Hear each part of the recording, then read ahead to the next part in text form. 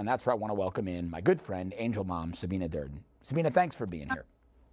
Thanks for having me. Always feeling good being around you. Thank you for having me. Well, that is an honor, Sabine. I really appreciate that. Now, before we get into it, you've been out there in the media. You've been very prolific on policy, on immigration policy, on going after these politicians who you feel are responsible for Dominic's death. Let's talk about Dominic for a moment. You got the picture of the handsome guy there. That was your son, Dominic.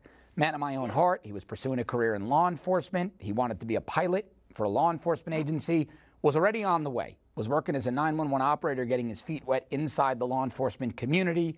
By all rights and accounts, a hardworking, successful, loving guy. What happened? What were what's the fact pattern of the incident surrounding Dominic's death?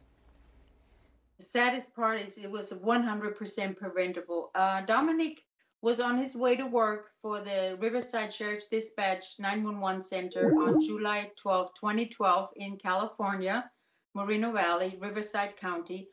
And as he was heading to work, an illegal alien with 2 felonies, 1 deportation, two DUIs, which he received probation for each time, even though he never had a license, had his truck on the road, unregistered, uninsured, and turned in front of Dominic and hit him so hard that it killed him instantly and threw him into a wall.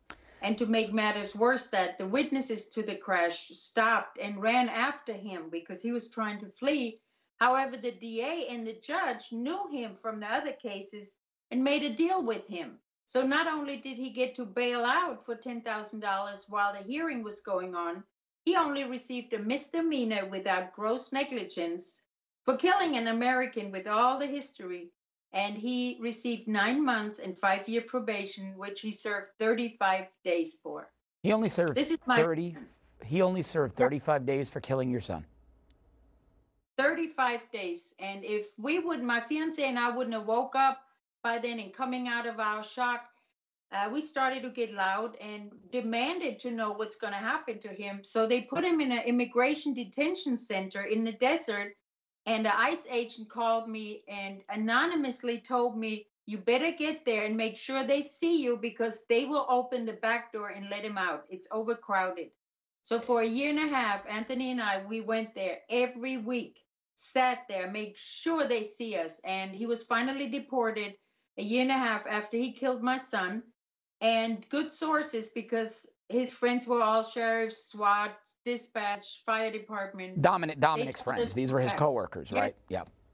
Exactly. Yeah. They're telling us he's 80% he's back because his family is there. And I'm just waiting to hear on the news he's going to kill somebody else because he never apologized. He never owned it. Wow, Sabine, this is unconscionable. And I want to get into what Nancy Pelosi did to you and your family. But first, tell me about the flag behind the photo of Dominic. There's some significance with that U.S. flag. It is that flag was flown over the Capitol in D.C. last year for his birthday, January 22nd. And they sent it to me with a certificate. And then the other flag is my German flag because I'm a legal immigrant. I came from Germany, didn't drag my son over any borders or push him through a fence. And that's why he called himself German Chocolate. I report on a lot of these stories, but I have chills and I'm angry when I listen to yours because I know you. I got to know what kind of man Dominic was. This is unconscionable. This is unacceptable. So you go to D.C. and you travel to D.C. often. You do many, many media outlets. You meet with many politicians. You've met several times with the President of the United States. The First Family knows your case well. But Nancy Pelosi went out of her way, it appears, to not meet with you. Tell us what happened. Well, it was a few of us Angel moms and dads, and we decided to go to her office. And it happened that she was there because there were people had appointments with her. And we were in the waiting room, and I asked her secretary if I just could walk through that door because we know she's back there, and just walk in and ignore the door, ignore the wall, just waltz right in, not knowing who I am, what I want. And she said she would advise me not to, and because we know they would call Capitol Police. So Nancy was hiding behind a wall. I thought walls are immoral. Right. But yet it protected her from me. And all I wanted was a 2-minute from her to look at our faces and at least face us as a woman, as a mother. to at least say, I'm sorry, I don't believe in what you want, but let me say I'm sorry. And that would have taken care of it. But she's hiding. And then she goes out with a celebrity chef to feed federal workers who lost who missed, not lost, but missed one paycheck or two. They make about $116,000 a year. Well, I guess that was more important than talking to us and looking me in my eyes. Sabine, let me ask you this, because as I noted, you meet with politicians all the time. You meet with many people, I know, in D.C. You've been very, very effective in your efforts and your lobbying. What are you being told? What is the reason you're being given for why this felon, this two-time felon who had been deported, was allowed to remain in the United States and devastate your family? Is anybody giving you an explanation in any way? What a great question. And there's no answer because they have no answer. They either start stammering or they walk away. They look at their watch. It happened. So in Jeff Flake's office, he had somebody come in and tell him he had to leave. When they get uncomfortable and they have no answer and they can't even look us in the face, they have no excuse. So there is no answer to that question. Well, you terrify them, Sabina. You're a legal German immigrant. Your son was a man of color working in law enforcement. You Yes. terrify them because you and your story will resonate with centrist Democrats, and they don't want your story to be told. That's what I believe. And it's absolutely true.